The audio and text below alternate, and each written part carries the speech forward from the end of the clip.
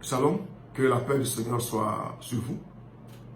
Le thème de mon petit message ce matin, c'est « Il y a une vie après la mort ».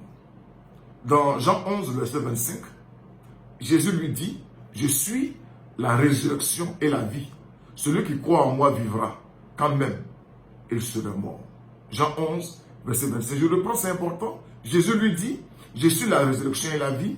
Celui qui croit en moi vivra, quand même il serait mort. » C'est un passage que nous avons l'habitude d'entendre dans les funérailles. Au moment où quelqu'un vient dans le cercueil, c'est là qu'on lit ce verset. Je voudrais lire ce verset-là pendant que toi et moi nous sommes en vie. Pendant que nous sommes en vie. Souvent, on prie pour des morts. On prie, non, ta responsabilité, c'est quand tu es en vie. Quand tu meurs, c'est fini. Quand tu meurs, c'est fini. Jésus te dit ce matin, il me dit ce matin, que lui, il est la résurrection et la vie. Et que celui qui croit en lui vivra, même quand il serait mort. Il y a trois choses que je voudrais ressortir de ce verset. Premièrement, nous allons tous mourir. Nous allons tous quitter cette terre. Beaucoup vivent comme si ils sont éternels. Beaucoup vivent comme si le dessein de Dieu, la vie finale, la chose finale, c'est la terre. Non, on va quitter cette terre-là. Et je pense que tu le sais, on a fait tellement beaucoup d'enterrements ces derniers temps, tu as laissé tellement beaucoup d'obsèques aussi, pour comprendre que la terre n'est pas notre destination finale. Deuxième chose que nous devons pouvoir comprendre, c'est que après cette vie sur terre, cette vie terrestre, il y a une autre vie. Il y a une autre vie. Nos parents, parfois, ils le savent. Souvent, quand on va dans des cérémonies, on voit les gens faire des libations aux ancêtres. Ils savent qu'après cette vie, il y a une autre vie. Mais ils ne savent pas exactement ce qui se passe dans l'autre camp. Ils ne savent pas exactement. La troisième chose importante à retenir, c'est que avant de quitter cette terre, il faut que tu aies fait la paix avec Jésus.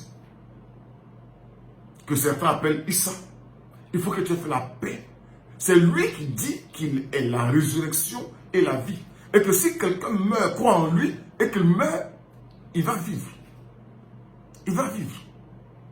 C'est pourquoi il est important, avant de quitter cette terre, de faire la paix avec Jésus. Faire la paix avec Jésus, c'est accepter Jésus. Ça veut dire quoi? Ça veut dire qu'il faut le reconnaître comme étant le Fils de Dieu.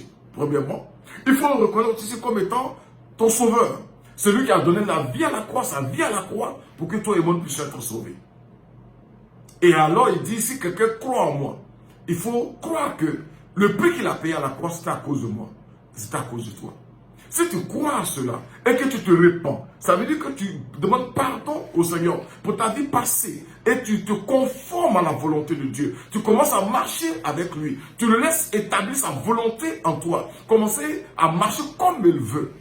Alors, tu es sauvé. Quand tu meurs, on dit que tu es mort en Christ. Et c'est de toi, c'est de cette personne-là que la Bible parle quand elle dit, même quand elle meurt, elle vivra. Quand on parle de la vie, dans ce sens, c'est pas l'enfer. C'est la vie avec Dieu. C'est ce qu'on appelle communément le paradis. Parce que d'autres vivront, mais on n'appelle pas ça la vie. Ils seront dans les tourments éternels. Ils seront dans la géhenne. Ils seront dans le feu éternel. Mais ceux qui vivront éternellement, c'est ceux qui auront fait la paix avec Jésus. Ceux qui auront accepté Jésus comme leur sauveur et leur Seigneur en même temps. Ceux qui seront rapprochés de Dieu par la repentance, qui auront donné dos à leur vie en étant conscients de leurs péchés et en s'approchant de Jésus-Christ pour dire, Seigneur, j'ai péché contre toi. Je reconnais que tu as payé le prix à la croix pour moi. Je te donne ma vie. Et dès cet instant, il y a l'Esprit de Dieu qui vit en toi et qui t'aide à vivre cette vie-là, cette vie chrétienne. Cette vie chrétienne. Rappelle-toi, si tu es en Christ et que tu meurs, tu vivras. Regarde autour de toi les départs. Regarde autour de toi les morts. Ce n'est pas ce que tu auras fait sur terre qui sera le plus important. Faire des biens aux autres, avoir accumulé beaucoup de richesses, avoir beaucoup travaillé, avoir construit beaucoup de maisons. Tout ça, c'est bien. Mais ce n'est pas l'essentiel. L'essentiel, c'est comment tu quittes cette terre. C'est comment tu meurs. Si tu es en Christ et que tu fais tous ces biens et que tu fais toutes ces choses, alors ce sera utile pour toi. Mais si tu n'es pas en Christ et que tu fais toutes ces choses, c'est des choses vaines. La chose la plus importante, c'est de vivre en Christ. C'est de vivre pour Christ. C'est de donner ta vie à Jésus. C'est de marcher avec Jésus pendant que tu vis, pendant que tu es sur terre. Vivre selon sa volonté. Vivre selon ses normes. Je voudrais te rappeler, peut-être ne le sais pas, ces derniers temps, nous avons des morts subites. Des morts subites. J'appelle morts subites des gens qui n'ont pas eu le temps de s'apprêter. Des gens qui ont dit, j'ai tout le temps, avant de mourir, je ferai la paix avec Dieu, mais qui ont été fauchés par l'accident. Qui ont été fauchés en moins de 5 minutes par un AVC.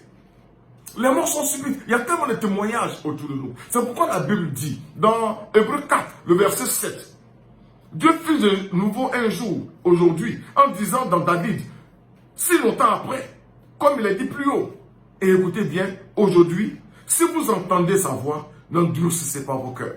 Tu es en train d'entendre la voix de Dieu ce matin, n'endurcis pas ton cœur. Ne remets pas cela à demain. On ne sait pas dans les minutes qui suivent ce qui peut arriver.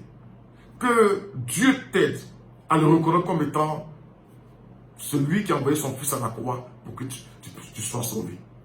Car Dieu a tant aimé le monde qu'il a donné son fils unique afin que quiconque croit en lui ne périsse point, mais qu'il ait la vie éternelle. Jésus t'aime, il t'aime et il t'attend. Il t'aime et il veut que tu viennes à lui. Il t'aime et il veut que tu lui donnes ta vie. Il t'aime et il veut que tu vives pour lui à partir de ce matin. Que la grâce du Seigneur soit sur toi et que le Saint-Esprit te convainc à l'instant. Si vous entendez sa voix aujourd'hui, n'endurcissez pas vos cœurs. Ne remettez pas cela à demain. Parce que demain peut être trop tard. Que Dieu te bénisse. Étrangers et voyageurs sur la terre. Que Dieu te bénisse encore et que ton cœur soit sensible à ce message. Au nom de Jésus-Christ. Amen.